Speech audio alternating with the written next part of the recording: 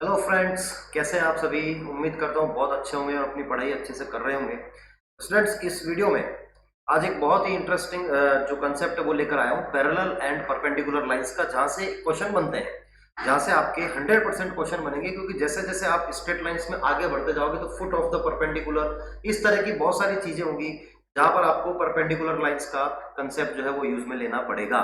तो बच्चों, पहले तो हम ये देखेंगे कि भाई कंडीशन क्या होती है पैरेलल लाइंस का। अगर स्लोप है, उसके बाद परपेंडिकुलर लाइंस का स्लोप है, तो उसकी कंडीशन होती क्या है, उसकी कंडीशन होती क्या है, वो हमें यहाँ पर देखनी है। तो बिना किसी देरी के हम देखते हैं। यहाँ पर देखिए, मान लीजिए सबसे पहले हम बात करेंगे बेटा किसकी, पैरेलल लाइंस की। किसकी? Parallel lines. सबसे पहले बात करेंगे parallel lines.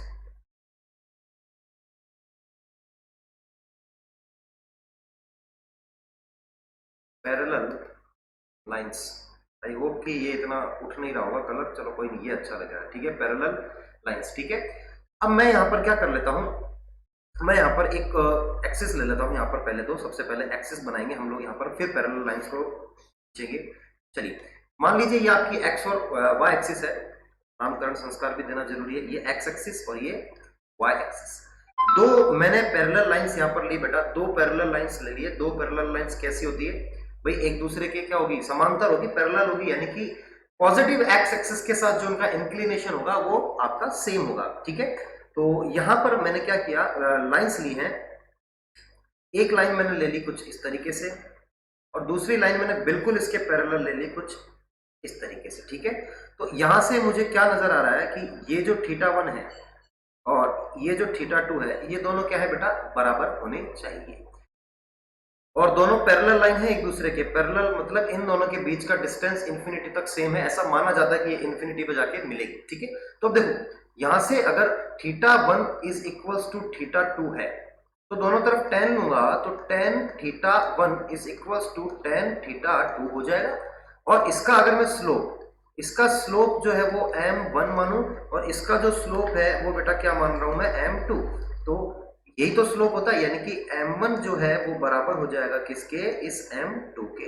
And this is the condition for parallel lines, की पैरेलल लाइंस का स्लोप क्या होता है, इक्वल होता है। तो यहां पर एक नोट बनाकर लिख लेते हैं, if lines are parallel, lines are parallel then their slope, their slopes are equal, their slopes are equal। तो फर्स्ट कंडीशन तो अपनी क्या होगी पैरेलल लाइंस की, कि m1 is equals to m2 होता है। अब बात करते हैं बच्चों पैरेलल लाइंस की। ठीक है, अब बात करेंगे पैरेलल लाइंस की। ज्यादा कुछ नहीं है, बहुत ही बेसिक सी ज्योमेट्री जो है वो लगती है प्रूफ करने के लिए। सीधा सीधा प्रूफ करने के लिए भी पूछा जा सकता है अगर मैं 11th क्लास की बात करूं तो। अब हम बात करेंगे perpendicular lines. Perpendicular lines, perpendicular lines की हम यहां पर बात कर रहे हैं। ठीक है बच्चों, तो एक बार मैं यहां पर क्या ले लेता हूं, एक्सिस ले लेता हूं। यहां पर एक इस तरीके से मान लीजिए कोई एक्सिस है, ऐसा। और कुछ लाइन सेगमेंट है, दो आपकी लाइंस है जो क्या है, एक दूसरे के परपेंडिकुलर है। तो एक लाइन तो मैंने ऐसे ले ली, और एक लाइन जो इसके परपेंडिकुलर है उसको मैंने ले लिया ऐसे। ठीक है, दो लाइंस है हमारे पास। ठीक है, इनके नामकरण संस्कार कर देते हैं सबसे पहले। तो ये है हमारी L2 ले लेते हैं इसको। ठीक है, जिसका स्लोप L2 है, और इसका स्लोप जो है वो हम ले लेते हैं M2। ठीक है, और ये जो है L1 है, इसका स्लोप ले लेते हैं हम M1। ठीक है, अब देखिए ये θ1 बना रही है, ये θ1 बना रही है, और ये इसके साथ क्या बना रही है, θ2। और ये दोनों लाइंस क्या है बेटा, एक सेकेंड, इसको अच्छे से लिखते हैं, θ2।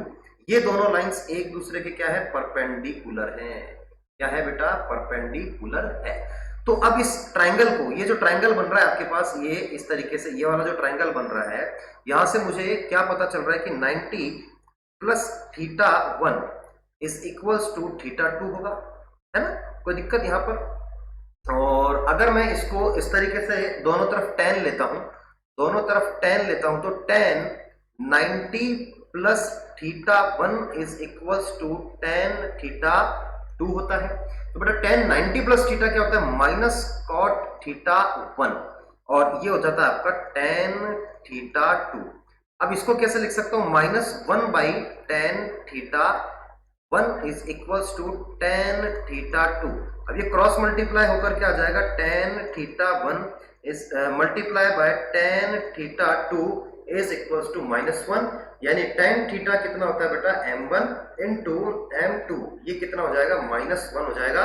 And this is the condition when lines are parallel, when lines are parallel मतलब अगर दो लाइन आपकी क्या है, सॉरी परपेंडिकुलर बच्चों, परपेंडिकुलर, पैरेलल के लिए तो दोनों बराबर होती है, परपेंडिकुलर अगर आपकी लाइंस हैं तो इन दोनों का जो स्लोप है उनका मल्टीप्लीकेशन -1 के बराबर आएगा, ठीक है। अगर मैं इसको एक जनरलाइज फॉर्म देना चाहूं तो यहां पर लिख देते हैं, if two lines L1 and L2, case first की बात करें, if L1 is parallel to L2 then M1 is equals to M2, इन दोनों के स्लोप बराबर होंगे। And what about case second की बात करें बच्चों, तो अगर L1 जो है वो परपेंडिकुलर है L2 के, देन M1 इंटू M2 ये -1 के बराबर हो जाएगा। And these are the points to be remember, आपको ये दोनों पॉइंट याद करने हैं, याद रखने हैं, रिमेंबर करने हैं, ठीक है।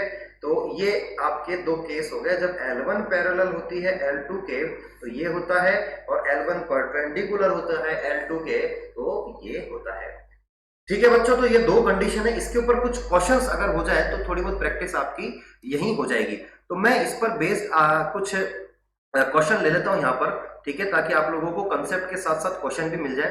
तो एक क्वेश्चन हम लेते हैं बच्चों यहाँ पर इस तरीके से कि if line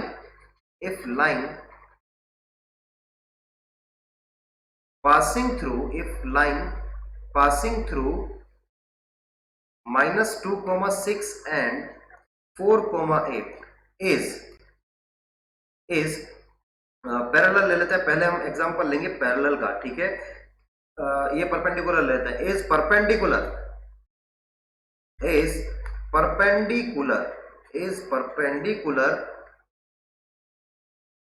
to the line passing through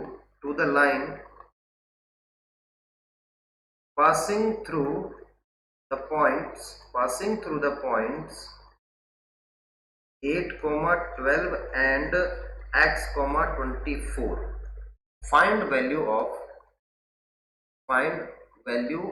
of x, ये आपसे पूछे।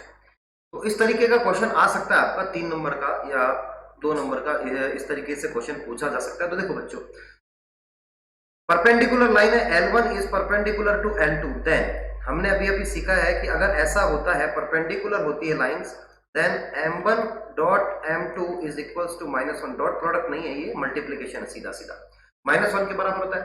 तो अब इसके थ्रू पास होने वाले लाइन का स्लोप क्या होगा, y2 - y1, स्लोप ऐसे लिखते हैं, यानी कि 8 - 6 एंड 4 - 2, इसका मल्टीप्लीकेशन किसके साथ, ये जो पॉइंट है इसके साथ जो लाइन होगी, यानी कि 24 - 12 एंड x -8, और ये प्रोडक्ट आपका -1 के बराबर होना चाहिए। तो दिस इज 2, और ये कितना हो गया, 4 + 2 6, ये इनटू यहाँ पर कितना होगा 12 divided by x -8 equals to -1। बाजे बजाया जाए यहाँ से तो ये 2 से गया, 2 × 2 = 4, और ये इस तरीके से चला जाएगा। तो इसको हम कैसे लिख सकते हैं, इसको फर्दर हम कैसे लिख सकते हैं, यहाँ पर लिख देता हूं मैं, कितना हो जाएगा ये 4, और ये उधर जाएगा तो -x + 8 and x is equals to 4। This is the correct value of x, यही आपकी क्या हो जाएगी, वैल्यू हो जाएगी, किसके बराबर हो जाएगी, x की वैल्यू 4 के बराबर। तो ये क्वेश्चन इस तरीके से पूछा जा सकता है, जो बढ़िया होता है क्वेश्चन, बात समझ में। परपेंडिकुलर और पैरेलल लाइंस में इस तरीके के 11th क्लास का क्वेश्चन आते हैं, लेकिन IIT JEE की बात करें तो बेटा जब फुट ऑफ परपेंडिकुलर निकालना हो, मिरर इमेज निकालनी हो, तब जाकर M1 × M2 is equals to -1, इसका बहुत ही अच्छा यूज होता है। वो जैसे जैसे मैं IIT JEE के सेक्शंस लूंगा वहां पर आपको बताऊंगा कि किस तरीके से हमें तुरंत जो है पॉइंट ऑफ रिफ्लेक्शन निकाल सकते हैं, या फिर जो आपका पॉइंट ऑफ इंटरसेक्शन है 90 डिग्री पर जो इंटरसेक्शन हो रहा है फुट ऑफ द परपेंडिकुलर, वो किस तरीके से निकालना है वो मैं आपको बता दूंगा। चलिए, अब दूसरा क्वेश्चन आपका क्या था, इस तरीके से मान लो शो करने के लिए दे दिया कि शो दैट, क्वेश्चन आपको दे दिया show that the line joining, show that the line joining the points 2 comma -3 and -5 comma 1 is parallel to the line joining 7 comma -1 and 0 comma 3। ये शो करना है। तो भाई कोई दिक्कत नहीं है। स्लोप क्या होता है? पैरेलल लाइन L1 इज बराबर टू L2 होता है, तो M1 बराबर होता है M2 के। कोई समस्या नहीं।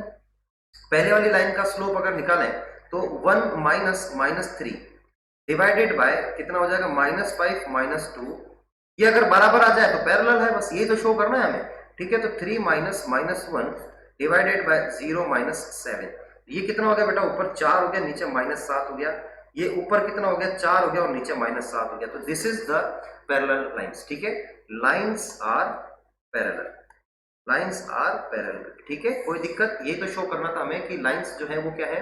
एक दूसरे के पैरेलल है। और ये हम कैसे बता पा रहे हैं? क्योंकि इनका जो स्लोप आया है बेटा वो दोनों क्या आ रहा है?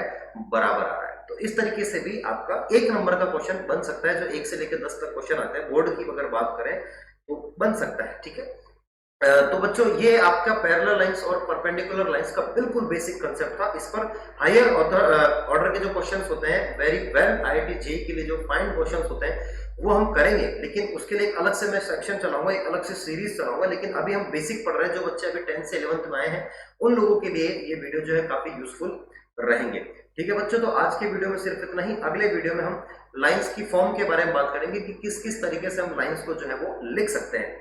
Till then, take care, students. Jai Hind, Jai Bharat.